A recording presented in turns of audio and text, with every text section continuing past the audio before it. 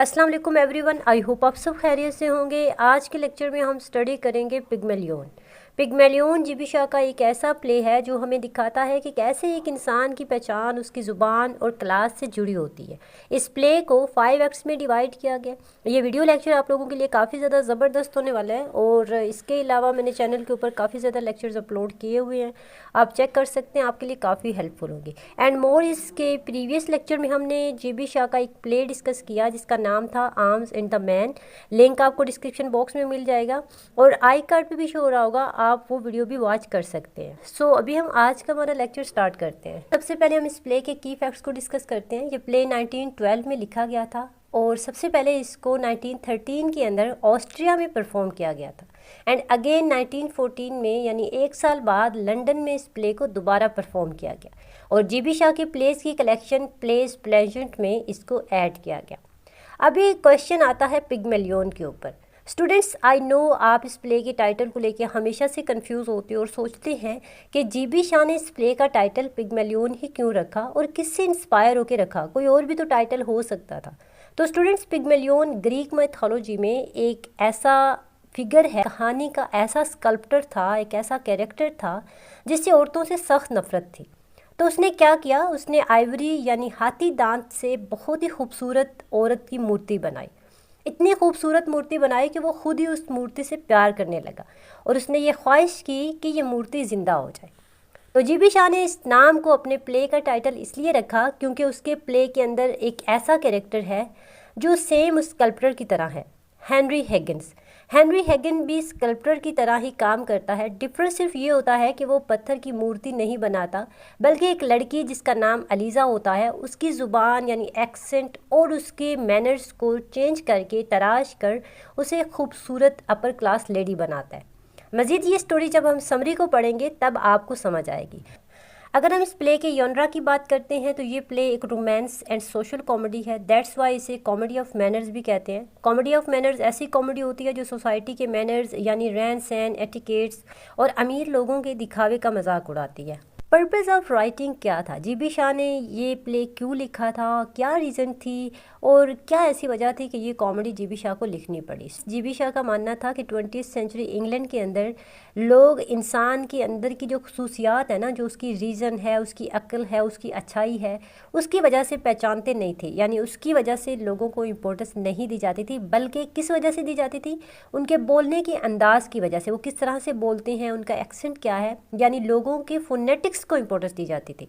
और अगर आपने लिंग्विस्टिक पढ़ी है तो आपको पता होगा कि फोनेटिक्स ये बताता है कि हम अपने लिप्स, अपनी टंग और अपने थ्रोट को कोई भी लफ्ज़ बोलने के लिए कैसे यूज़ करते हैं। जीबी शाह स्टार करते हैं, तंज करते हैं कि लोग इतने शैलो हैं कि वो सिर्फ फोनेटिक्स सुनकर फैसला करते हैं कि इंसान कैसा है, अच्छा है, बुरा है। कि इंसान की जो एक्चुअल पहचान होती है ना, उसकी रूह होती है, उसकी अक्ल होनी चाहिए। स्टूडेंट्स, अगर हम इस प्ले की सेटिंग की बात करते हैं तो प्ले की सेटिंग लंदन को रखा गया, यानी लंदन में ये प्ले परफॉर्म किया गया था। और स्टूडेंट्स, 1912 में लंदन के अंदर क्लास सिस्टम बहुत ज़्यादा था, तो जीबी शाह ने 20वीं सेंचुरी लंदन की सेटिंग इसलिए रखी कि वो दिखा सके कि एक फूल बेचने वाली लड़की कभी सोच भी नहीं सकती कि वो किसी अमीर ड्यूक के साथ बैठेगी, अच्छे लोगों में उठे बैठेगी, अच्छे लोगों में जाएगी, अपर क्लास सोसाइटी में जो है वो मूव करेगी। इस सेटिंग को चूज़ करने का मकसद इस क्लास बैरियर को टूटते हुए दिखाना था। इस प्ले को टोटल 5 एक्ट्स में डिवाइड किया गया और अगर हम इस प्ले के मेजर थीम्स को डिस्कस करते हैं तो सबसे पहले हमारे पास है class distinction and social identity, ठीक है। उसके अलावा appearance versus reality and language and speech जो है, ये तीनों मोस्ट इंपॉर्टेंट थीम्स हैं, मेजर थीम्स हैं इस प्ले के अंदर। अभी हम इस प्ले के कैरेक्टर्स को देख लेते हैं, मेजर कैरेक्टर्स को डिस्कस कर लेते हैं ताकि जब आप स्टोरी को सुनो तो आप कैरेक्टर्स से ऑलरेडी फेमिलियर हो, ताकि आपको कोई प्रॉब्लम ना हो स्टोरी को अंडरस्टैंड करने में। पूरी कहानी 3 मेजर कैरेक्टर्स के गिर्द घूमती है, तो सबसे पहले उन कैरेक्टर्स को देख लेते हैं। सबसे पहला कैरेक्टर है अलीज़ा डुलिटल। ये गरीब लड़की है जो लंदन की सड़कों पर फूल बेचती है। ये लड़की बहुत ही अजीब एक्सेंट रखती है, कोकैनी एक्सेंट रखती है। She is representing transformation. उसके अलावा कैरेक्टर है हेनरी हिगिंस। प्ले के अंदर फोनेटिक्स यानी साउंड्स का प्रोफेसर है, बहुत ही अक्लमंद इंसान है बट इमोशनलेस है और प्ले के अंदर यही पिग्मेलियन है। थर्ड कैरेक्टर है कॉलोनल पिकरिंग का। कॉलोनल पिकरिंग हैगिंग का दोस्त होता है और ये भी एक्सेंट का एक्सपर्ट होता है। ये कैरेक्टर हैगिंस के ऑपोजिट है। हैगिन जो है वो इमोशनलेस होता है, जबकि जो कॉलोनल है ये बहुत ही जेंटल और शरीफ इंसान है। इन 3 कैरेक्टर्स के अलावा प्ले के अंदर और भी माइनर कैरेक्टर्स हैं। जब आप स्टोरी को सुनोगे तो आप वो अच्छे से समझ पाओगे। ये कहानी स्टार्ट होती है एक ड्रीमी सीन से। बारिश हो रही है, थंडरस्टॉर्म है और कुछ लोग बारिश से बचने के लिए लंदन के एक गार्डन में छुपे होते हैं। इन सभी लोगों में एक फैमिली है, एनिसफोर्ड की फैमिली। ये फैमिली टोटल 3 लोगों पर बेस्ड है, 2 बच्चे और एक उनकी मदर का नेम है मिसेस एनिसफोर्ड हिल। उनकी बेटी का नाम है क्लारा एनिसफोर्ड और बेटे का नाम है फ्रेडी एनिसफोर्ड। अब बारिश हो रही है, ये तीनों वहाँ पर गार्डन में खड़े हैं अपने आप को सेफ रखने के लिए। मिसेस एनिसफोर्ड क्या करती हैं, मिसेस एनिसफोर्ड अपने बेटे को भेजती हैं कि वो जाए और कोई टैक्सी ढूंढ के ले आए ताकि वो घर जा सके। फ्रेडी को टैक्सी नहीं मिलती तो वो खाली हाथ वापस आ जाता है, लेकिन उसकी मदर बहुत गुस्सा होती है और सिस्टर भी गुस्सा करती है कि जाओ हर हाल में कोई टैक्सी लेके आओ, तो वो उसे वापस टैक्सी लेने के लिए भेज देती हैं। अब ये लोग जहाँ पर खड़े होते हैं ना, वहाँ पर एक गरीब लड़की खड़ी फूल बेच रही होती है। She is a flower girl in the play. इसका नाम है एलिजा डोलिटल। ये लड़की एक जेंटलमैन को फूल बेच रही है जिसका नाम है कॉलोनल पिकरिंग। ये लड़की कॉलोनल पिकरिंग को फूल बेच रही होती है कि एक आदमी वहाँ आता है और उस लड़की को बताता है कि वहाँ सामने एक आदमी खड़ा है और वो तुम्हें काफ़ी टाइम से नोटिस कर रहा है, तुम्हारी सभी हरकत के बारे में वो नोट्स बना रहा है। और अब वो लड़की यानी एलिजा डोलिटल बहुत ज़्यादा परेशान हो जाती है कि वो कोई स्पाई ना हो, कोई पुलिस वाला ना हो, वो मुझे अरेस्ट ना कर ले या मुझसे कोई क्वेश्चन ना करे कि मैं यहाँ पर खड़ी फूल क्यों बेच रही हूँ। बट वो आदमी होता है हेनरी हिगन्स, बहुत ही समझदार है। वो लोगों के पास जाता है और उनके बोलने के तरीके से बताता है कि वो कैसा इंसान है और कहाँ से बिलोंग करता है। हेनरी हिगन्स मिसेस एनिसफोर्ड के पास भी जाता है और उनको कहता है कि मैं तुम लोगों से बात करके बता सकता हूँ कि तुम लोग कहाँ से आए हो और कहाँ को जाओगे। बट वो बहुत गुस्से होती हैं और वहाँ से चली जाती हैं। अब स्टूडेंट्स वहाँ रह जाते हैं ये तीनों लोग, Eliza Doolittle, colonel Pickering and Henry Higgins. Colonel Pickering को हेनरी हिगन्स की बातों पे बहुत मज़ा आ रहा होता है क्योंकि कॉलोनल पिकरिंग भी लैंग्वेज का एक्सपर्ट होता है, बहुत ज़्यादा उससे लैंग्वेज पे कमांड होती है। पिकरिंग हेनरी से क्वेश्चन करता है कि तुम ये कैसे बता सकते हो किसी की आवाज़ सुन के कि कौन कैसा इंसान है। सिर्फ आवाज़ से कैसे पता चल सकता है कि इंसान कैसा है, उसकी नेचर कैसी है, वो कहाँ से बिलोंग करता है या उसकी फितरत कैसी है। इस पर हैगिंग पिकरिंग को बताता है, मैं फोनेटिक्स पढ़ाता हूँ और प्रोफेसर हूँ। मैं लोगों की आवाज़, उनके एक्सेंट से समझ आता हूँ कि वो कैसे लोग हैं, कौन से कंट्री से हैं, कौन सी सोसाइटी से बिलोंग करते हैं। पिकरिंग ये सुनकर बहुत खुश होता है क्योंकि वो भी इंडियन डायलैक्ट्स पे रिसर्च कर रहा होता है, तो उसे लगता है कि अब तो मेरी काफ़ी ज़्यादा हेल्प होने वाली है। हेनरी हैगन मज़ीद पिकरिंग को बताता है कि मैं लैंग्वेज पर इतना गहरा कमांड रखता हूँ कि इस फूल बेचने वाली लड़की को इसे इतना ट्रेन कर सकता हूँ कि इसकी लैंग्वेज को इतना पॉलिश कर सकता हूँ कि लोग इसे डचेज मानने लगे। यहाँ पे फ़नी बात यह है कि वैसे तो अलीज़ा उनकी बातों में इंटरेस्ट नहीं लेती, अपने काम से काम रखती है, बट जैसे ही अपना नाम सुनती है तो बहुत खुश हो जाती है और पता नहीं अपनी इमेजिनेशन में कहाँ से कहाँ पहुँच जाती है। अब ये बातें वहाँ हो ही रही होती हैं कि फ्रेडी टैक्सी लेके आ जाता है, बट वो जिनके लिए टैक्सी लेकर आता है वो ऑलरेडी वहाँ से जा चुकी होती हैं। तो अब अलीज़ा क्या करती है, अब अलीज़ा उस टैक्सी में बैठकर वहाँ से चली जाती है। नेक्स्ट सीन के अंदर हैगिन पिकरिंग को अपने सभी इंस्ट्रूमेंट्स दिखा रहा होता है और इसी दौरान हैगिन्स की सर्वेंट मिसिस पियर्स वहाँ पर आती है और मिस्टर हैगिन्स को बताती है कि कोई लड़की आपसे मिलने आई है। वो लड़की वही एलिजा डोलिटल होती है। एलिजा डोलिटल कहती है कि मुझे आपसे लैंग्वेज ट्रेनिंग लेनी है, यानी अपनी बोली को पॉलिश करना है।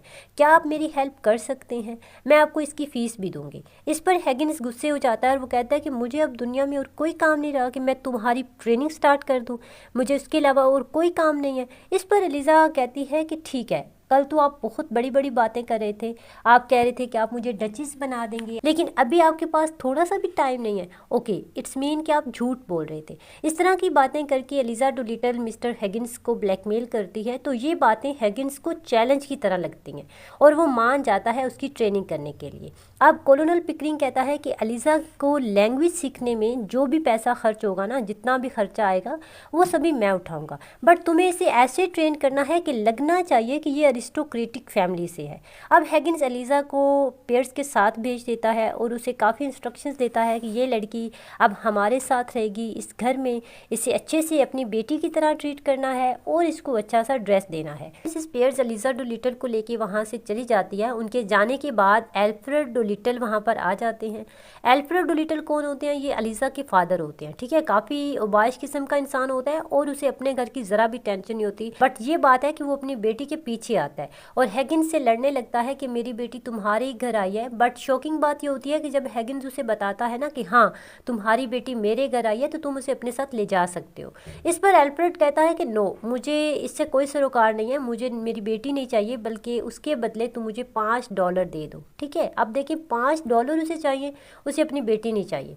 ये बात सुनकर हैगिन उसे $5 दे देता है और वो पैसे लेके वहाँ से चला जाता है। रास्ते में एलिज़ा को खूबसूरत कपड़ों में देखता है और बगैर उसे पहचाने उसे सॉरी मैडम बोलकर वहाँ से निकल जाता है।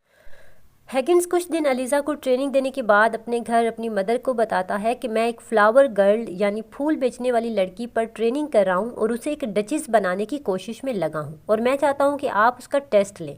बट उसकी मदर काफ़ी नाराज़ होती है क्योंकि आज उसके घर में गेस्ट आ रहे होते हैं, वही फैमिली जो रोड पर अपने आप को बारिश से बचाने के लिए खड़ी होती है, इनेसफोर्ड फैमिली। मिसेस इनेसफोर्ड अपने दोनों बच्चों, अपनी बेटी क्लारा एंड सन फ्रेडी के साथ मिसेस हैगिन्स के घर आती है, ठीक है। तो इस बात पर मिस्टर हैगिन्स कहते हैं कि ठीक है, ये तो बहुत अच्छी बात है, उन गेस्ट के सामने एलिज़ा का टेस्ट भी हो जाएगा।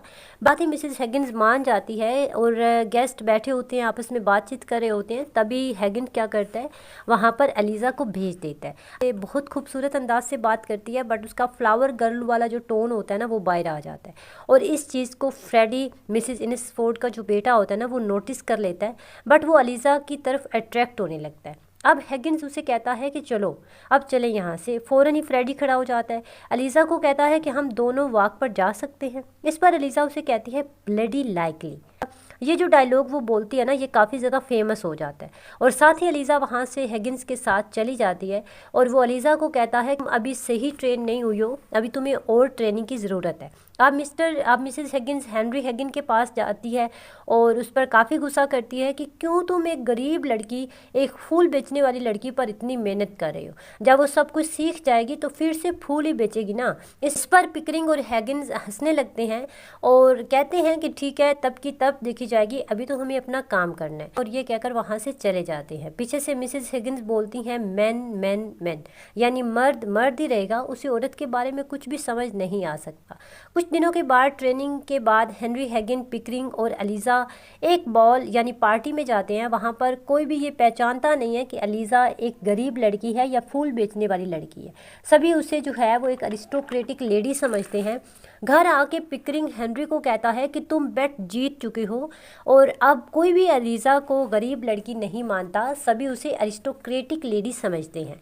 ये बात सुनकर हैगिन्स अंदर ही अंदर बहुत खुश होता है। हेनरी हैगिन्स और पिकरिंग की बात, जो बेट वाली बात होती है ना, वो एलिज़ा सुन लेती है और उसे वो काफ़ी ज़्यादा हर्ट होती है और क्या करती है कि जूती उठा के हैगिन्स के मुंह पे मारने लगती है। एलिज़ा कहती है कि तुम लोगों का शर्ट तो ख़त्म हो गया, बट अब मैं इस पॉलिश बिहेवियर का क्या करूं, ये अरिस्टोक्रेटिक क्वालिटीज़ लेकर किधर जाऊं। और इस पे हैगिन उसे कहता है कि तुम शादी कर लो। इस पर एलिज़ा को और ज़्यादा गुस्सा होता है कि मैं किसी से कैसे भी जाके शादी कैसे कर सकती हूँ। अब एलिज़ा का गुस्सा देखकर हैगिन्स उसे काफ़ी बातें सुनाता है कि मुझे लगा था मेरी मेहनत के बाद तुम बदल जाओगी, लेकिन तुम तो वैसी की वैसी हो, मुझे तुम पर मेहनत नहीं करनी चाहिए थी, तुम्हारी ट्रेनिंग नहीं करनी चाहिए थी, फजूल में अपना भी टाइम वेस्ट किया। और ये कहकर वहाँ से चला जाता है। सुबह जागते ही हैगिन्स देखता है कि पूरे घर में एलिज़ा कहीं भी नहीं होती। इसी लम्हे वहाँ एल्फ्रेड डोलिटल आ जाते हैं, एलिज़ा के फादर, हाँ वही। ये हैगिन्स पे काफ़ी गुस्सा करते हैं क्योंकि पिछली बार जब एल्फ्रेड आया था ना वहाँ पर, तो उसने क्या किया था, ट्रेनिंग से मना किया था, ठीक है। तो हैगिन्स ने उसे मोस्ट ओरिजिनल मोरलिस्ट ऑफ इंग्लैंड कहा था। तो ये बात सुनकर अमेरिकन फाउंडिंग मोरल सोसाइटी उसे एक पेंशन देने लगी थी हर साल, ये सोचकर कि ये तो बहुत ही अच्छा इंसान है। यहाँ पर एल्फ्रेड उससे कंप्लेन करता है कि मैं तुमसे मिलने से पहले ना बहुत अच्छी और पुरस्कून लाइफ गुजार रहा था, अब तुम्हारी वजह से जो पैसे मुझे हर साल मिल रहे हैं ना, ये पैसे मेरे लिए प्रॉब्लम बना रहे हैं।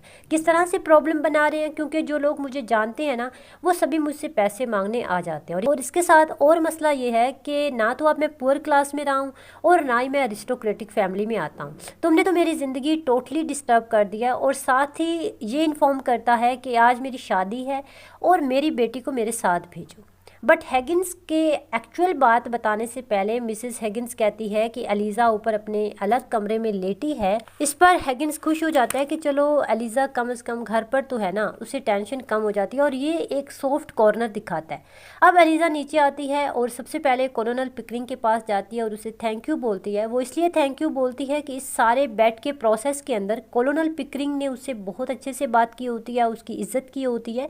और दूसरी तरफ जो है on the other hand Higgins Eliza को एक ऑब्जेक्ट की तरह ट्रीट करता था, वो उसे इंसान नहीं कोई चीज़ समझता था। दैट्स वाई वो हैगिंस से नाराज़ होती है और साथ ही अपने पापा को कहती है कि ठीक है पापा, मैं ज़रूर आऊँगी आपकी शादी पर।